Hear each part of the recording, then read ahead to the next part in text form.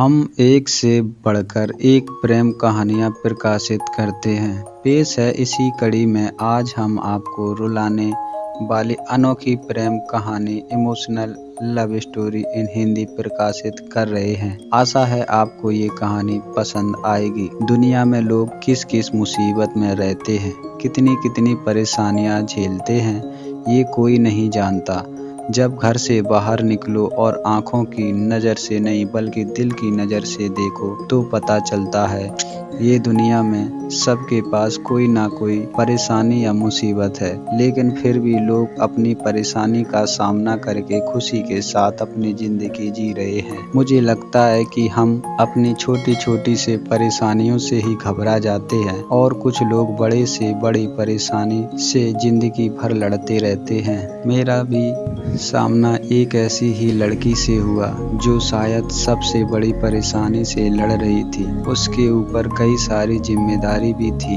न जाने उनके अंदर परेशानी से लड़ने की ताकत कहाँ से आती थी। वो हमेशा मुस्कुराती रहती और उसकी इसी मुस्कान पर मैं फिदा हो गया था। मेरी नई नई सरकारी टीचर की नौकरी लगी थी। मेरी जिस स्कूल में पोस्टिंग हुई रेशमा भी वहीं काम करती थी, लेकिन उसकी नौकरी सरकारी नहीं थी। उसकी उम्र भी ज़्यादा नहीं थी। उसकी मासूमियत और मुस्कान ने मुझ पर अजीब सा जादू कर दिया था। रेशमा ज़्यादा किसी से बात नहीं करती थी, लेकिन मैं उससे बात धीरे धीरे वो भी मेरी तरफ बढ़ने लगी थी, लेकिन न जाने उसे मेरी तरफ आने से कौन रोकता था। एक दिन मैंने उसकी वजह पूछ ही ली। उसने अपने बारे में सब कुछ बता दिया। उसकी कहानी सुनते सुनते मेरी आंखों से आंसू आ गए। बहुत ही दर्दनाक कहानी थी उसकी। जब रेशमा 3 साल की थी तो उसके पिताजी उसके छोड़कर चले गए। जब वो 19 साल की हुई तो उसकी शादी करवा दी गई।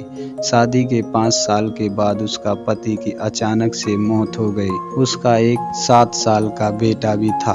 कुछ साल के बाद उसे एक लड़के से प्यार हुआ। उसने उसे धोखा दे दिया।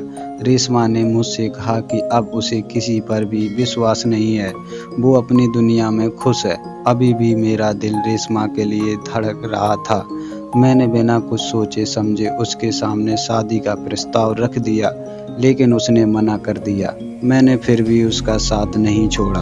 अब रेशमा भी मेरे साथ ज़्यादा समय बिताने लगी थी। उसे भी मुझसे प्यार होने लगा था। एक दिन हम दोनों ने शादी कर ली। मैंने उसके बेटे को भी अपने पास बुला लिया।